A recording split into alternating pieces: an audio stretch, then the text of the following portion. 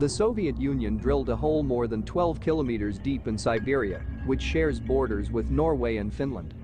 The project to drill into the Earth's surface began in the 1970s when Soviet scientists wanted to learn more about the Earth's crust.